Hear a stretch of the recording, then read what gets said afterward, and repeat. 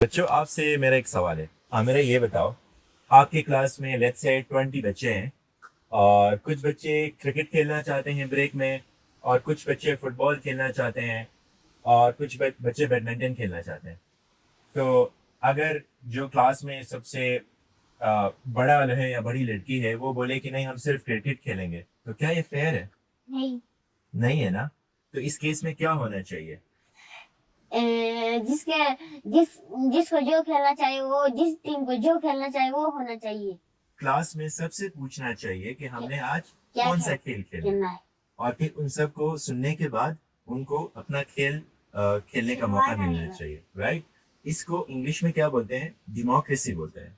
कि आपने अपने पसंद से या जो क्लास में सब लोग हैं उन सब की चलती चलती है, राइट। एक बंदे की नहीं चलती। तो क्लास में जब एक बंदे की चलती है तो वो उसकी Not अथॉरिटी है, नॉट फेयर, राइट। और जबकि डेमोक्रेसी में क्या होता है कि इक्वलिटी। इक्वालिटी होती है। बहुत सारे लोग अपना ओपिनियन देते हैं कि मैंने क्रिकेट खेलना है, मैंने फुटबॉल खेलना है, तो फिर उस हिसाब से उनको उनका हक दिया जाता है। इसको हम क्या बोलते हैं इंग्लिश में? डेमोक्रेसी। डेमोक्रेसी। उर्दू में क्या बोलते हैं? जमहूरियत। जमहूरियत। जमहूरियत क्या होता है सनान? इक्वलिटी। कि क्लास में जितने भी हैं या सोसाइटी में जितने भी लोग हैं उन सबको मौका मिलता है कि सब अपनी अपनी राय दें और अपनी मर्जी से जो भी वो चीजें करना चाहते हैं वो करें। ठीक है, इसको हम क्या बोलेंगे? डेमोक्रेसी। डेमोक्रेसी। Alright, perfect. अच्छा, अभी हम क्या करेंगे पता है? अभी हम ना वोट क्या होता है उस पर डिस्कस करेंगे। ठीक है। इरहान मुझे ये बताओ, वोट क्या होता है? वो किसी सीट पे खड़ा होना, किसी चीज के लिए खड़ा होना, उसको वोट कहलाता है। आमिरा आप बताओ, वोट क्या होता है? वोट इलेक्शन होता है। वोट इलेक्शन होता है। मैं एक क्लासरूम इन्वायरमेंट से समझाता हूँ। मिसाल के तौर पे एक क्लास में, जैसे मैंने पहले कहा कि कुछ जो बच्चे हैं वो क्रिकेट खेलना चाहते हैं, कुछ बच्चे फुटबॉल खेलना चाहते हैं। तो टीचर क्या करती हैं? टीचर सबसे पूछती हैं कि आप हैंड रेज करके बताओ कि कौन क्रिकेट खेलना चाहते हैं। तो जब आप हैंड रेज करके बताते हो कि मैं क्रिकेट खेलना चाहता हूँ, तो वो आप बेसिकली वोट कर रहे हो कि मैंने क्रिकेट खेलना है। जो लोग फुटबॉल के लिए हैंड रेज कर रहे हैं वो क्या कर रहे हैं? फुटबॉल के लिए वोट कर रहे हैं।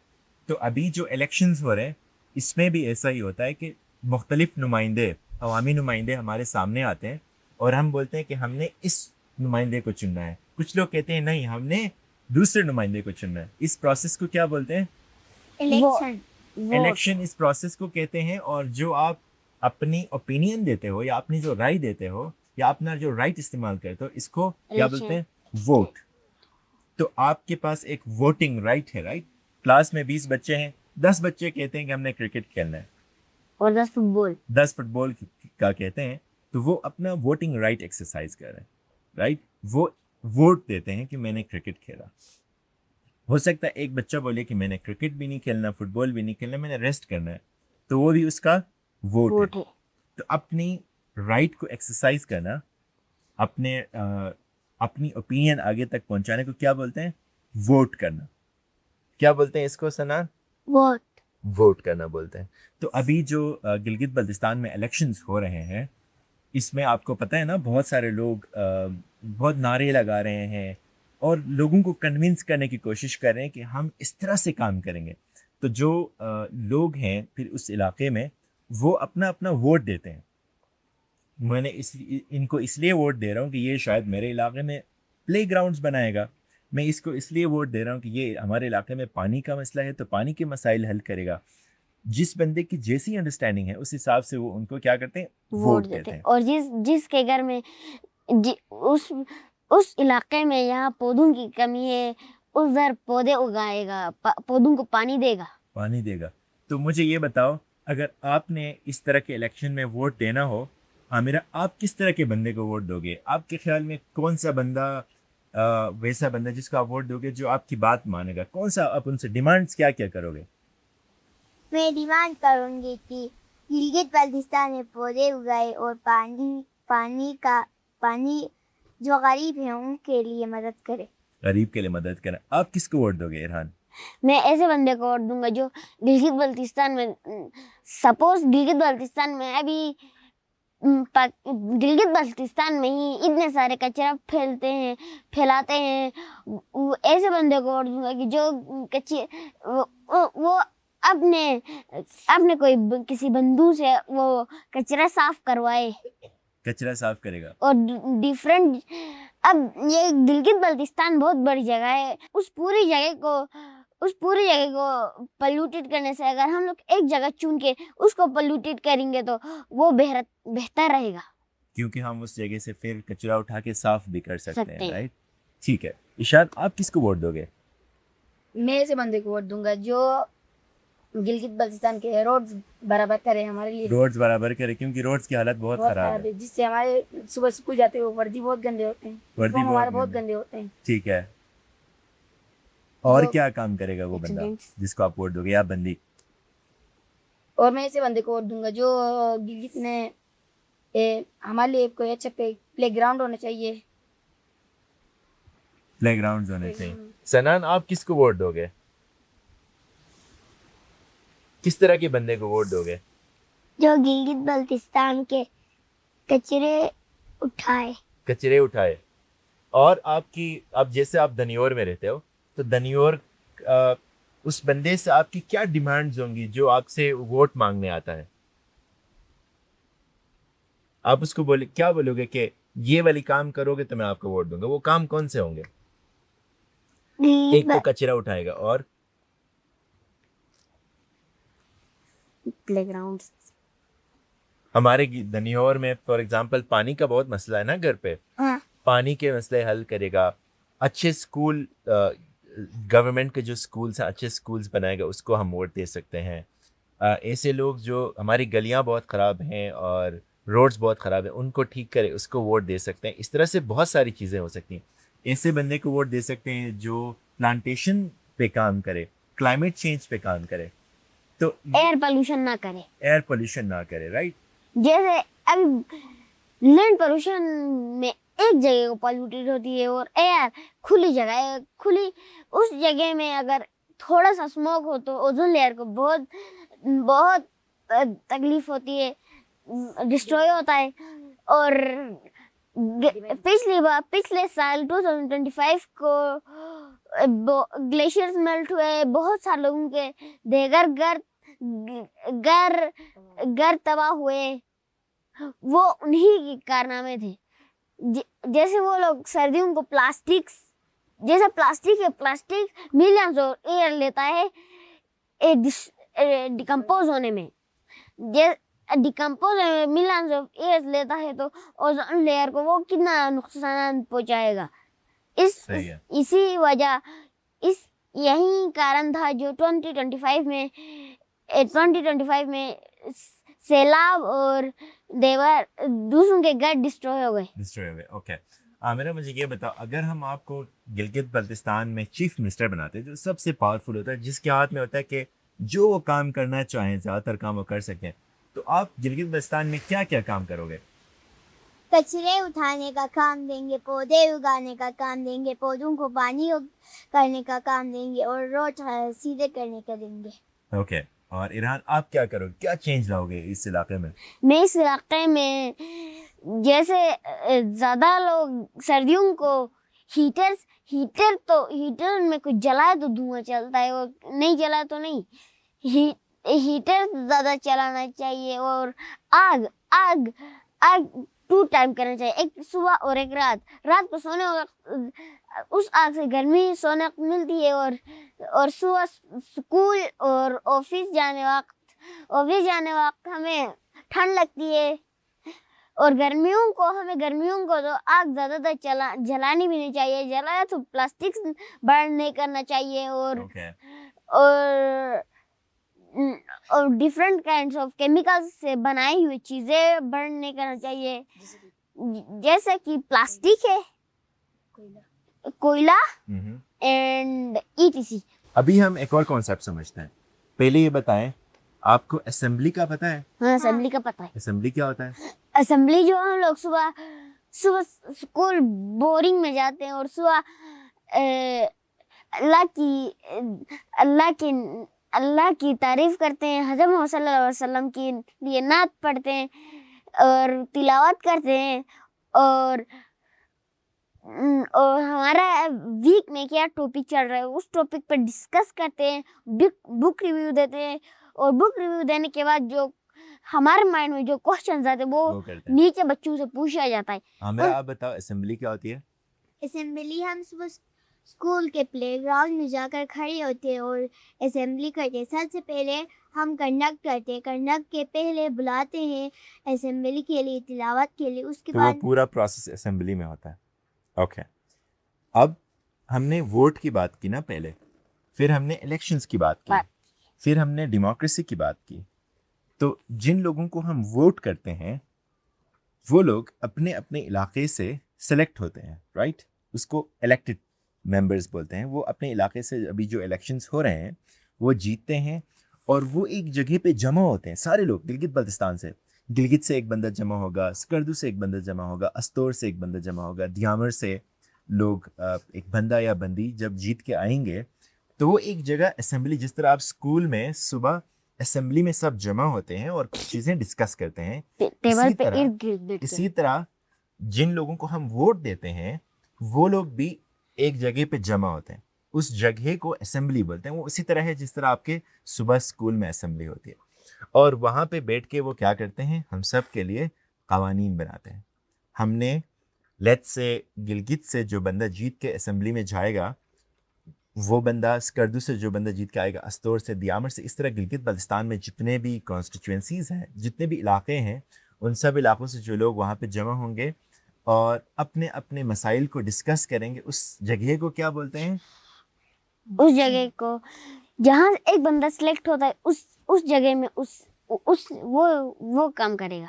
उस जगह को असेंबली कहते हैं। असेंबली किस जगह को कहते हैं? जहाँ पे हर इलाके से जो इलेक्टेड मेंबर्स होते हैं वो आके अपनी कम्युनिटी के लिए रूल्स रेगुलेशन बना के जाते हैं, उसे जीबी असेंबली कहते हैं। उसे जीबी असेंबली कहते हैं। देखें, डेमोक्रेसी में क्या होता है कि हम सब लोग वोट करते हैं किसी मेंबर को अपने इलाके से, फिर हर इलाके से एक एक मेंबर जो हैं वो जीत के एक जगह पे जमा होते हैं। उस जगह को असेंबली बोलते हैं। असेंबली में हर इलाके के लोग अपने इलाके के लोगों को रिप्रेजेंट करते हैं। मिसाल के तौर पे दनियोर का ये इलाका है तो दनियोर का जो नुमाइंदा होगा, जो इलेक्ट होके इलेक्शन जीत के वोटिंग के थ्रू जाएगा असेंबली में, वो अपने इलाके की नुमाइंदगी करेगा वहाँ पे। यस। और वो मिलके पूरे इलाके, पूरे गिलगित बल्तिस्तान के लिए वो फिर कवानीन बनाएंगे, रूल्स बनाएंगे कि गिलगित बल्तिस्तान किस तरह चलना चाहिए, किस तरह नहीं चलना चाहिए। तो वो जो जगह जहाँ पे ये रूल्स बनाए जाते हैं और इलेक्टेड मेंबर जमा होते हैं, इसको क्या कहते हैं? GB assembly. इसको गिलगित बल्तिस्तान असेंबली कहते हैं। राइट?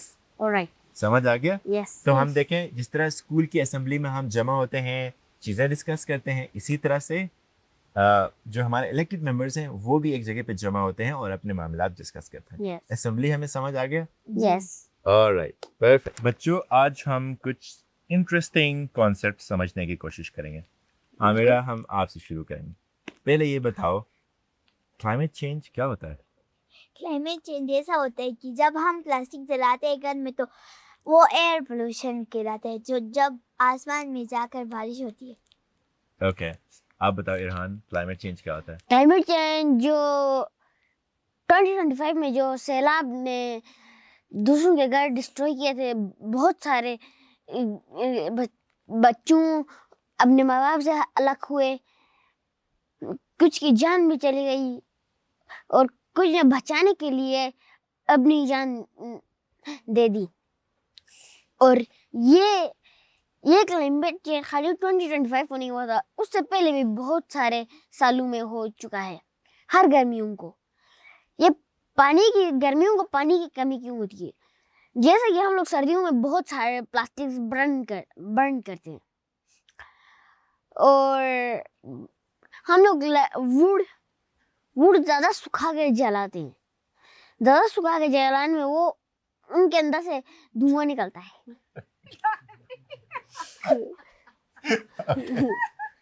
सॉरी। ठीक है, सही है, ओके, गो अहेड। अच्छा, उसकी वजह से गर्मियों में ज़्यादा पहाड़ से ग्लेशियर मेल्ट होता है। ओके।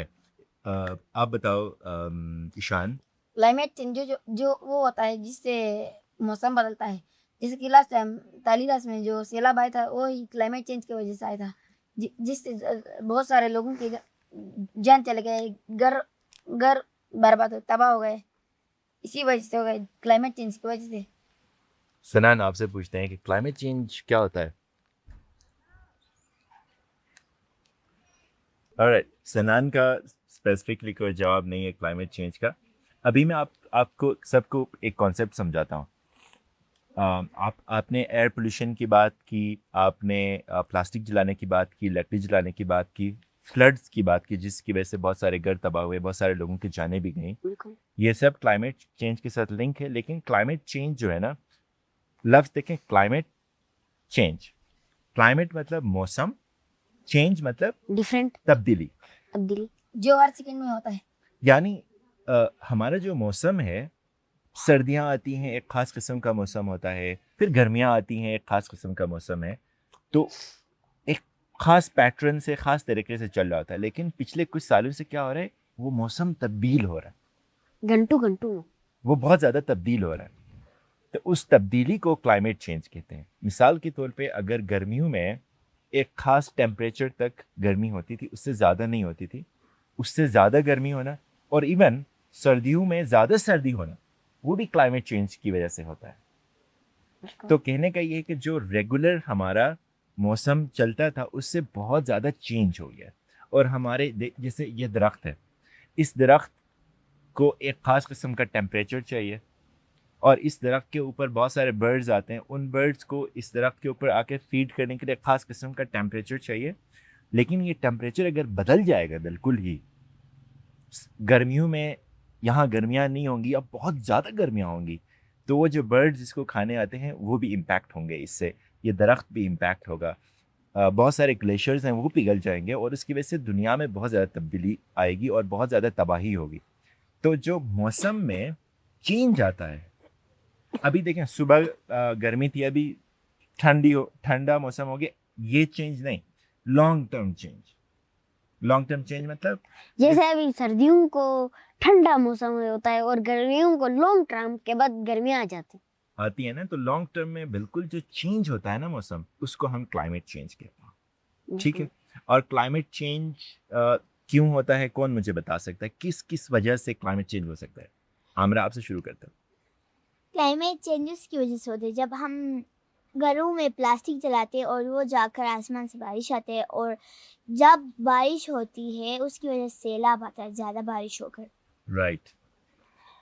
क्लाइमेट चेंज उसकी वजह से होता है, जैसे हम लोग ज़्यादा प्लास्टिक बंद करने की वजह से ओजोन लेयर डिस्ट्रॉय होती है, और उधर से सन के खतरनाक रेजीज ज़मीन पर पड़ते हैं, जैसे ग्लेशियर्स पर ज़्यादातर ग्लेशियर्स पर पड़ते हैं, और ग्लेशियर्स भी मेल्ट होते हैं।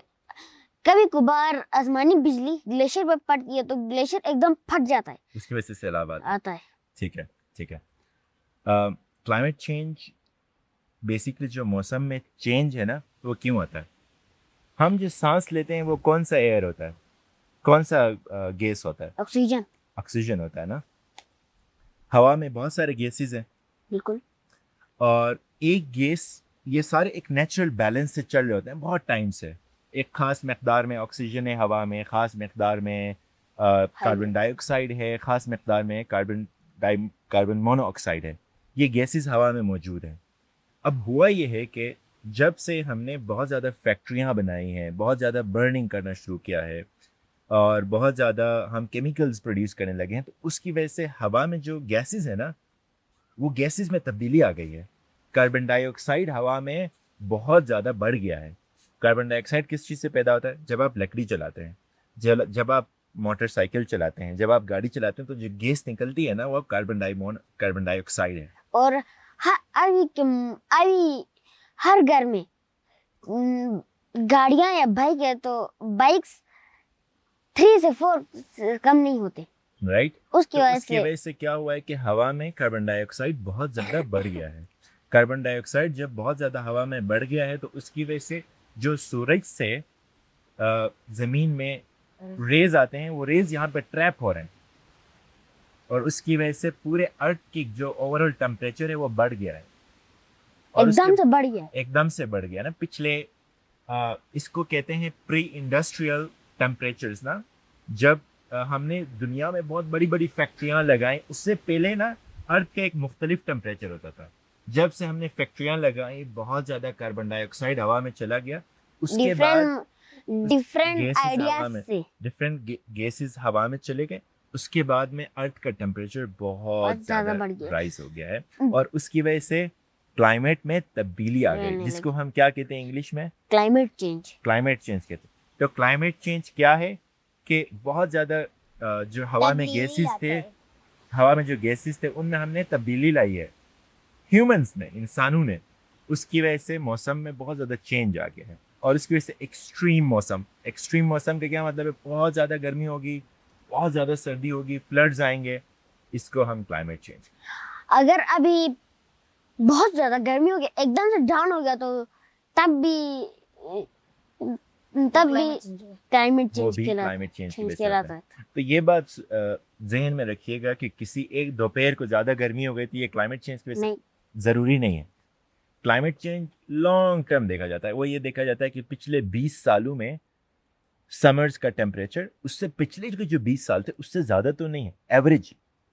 अगर ज़्यादा है तो फिर आप बता सकते हो कि हाँ, हमारी गैसेस की वजह से, जो इंडस्ट्रियल गैसेस हैं उसकी वजह से इन्वायरमेंट में चेंजेस हुई हैं, जिसकी वजह से अभी क्लाइमेट या टेम्परेचर बढ़ गया है, जिसको ग्लोबल वार्मिंग भी कहते हैं।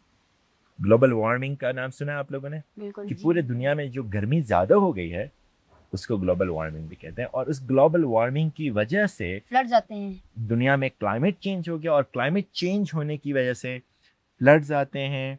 हमारे बहुत सारे दरख्त, हमारे परिंदे, बहुत सारे जानवर, फिश जो हमारे दरियाओं में, समंदरों में रहते हैं, वो सारे के सारे इम्पैक्ट हो रहे हैं। जैसे वाटर पोल्यूशन। अभी हम लोग डायरेक्ट फैक्ट्री से गंदे नालियाँ समंदर में भेजते हैं, समंदर में गंदे चीज़ें डालते हैं, डस्टबिन के सामान डालते हैं, वो जैसे फिशेस पे लगती है और वो फिशेस के स्पीशीज को डिस्ट्रॉय करता है। डिस्ट्रॉय करते हैं और वो फिशेस हम लोग पकड़ रहे हैं। उसी गंदे फिशेस को हम पकड़ते, वो खाने के बाद हम भी इन्फेक्ट हो सकते हैं। राइट।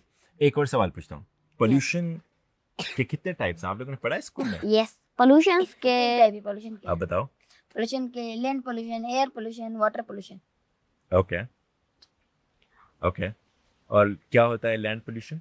लैंड पोल्यूशन वो होता है जैसे हम घर के कोई भी, यानी कि अगर डस्टबिन में सामान जमा होती है तो ज़्यादा, जैसे कि हम कहीं, जैसे कि पीछे कहीं भी हम वो जमा करते कचरे, ले जाके एक जगह में फेंकते हैं, तो वो लैंड पोल्यूशन कहलाता है। ओके।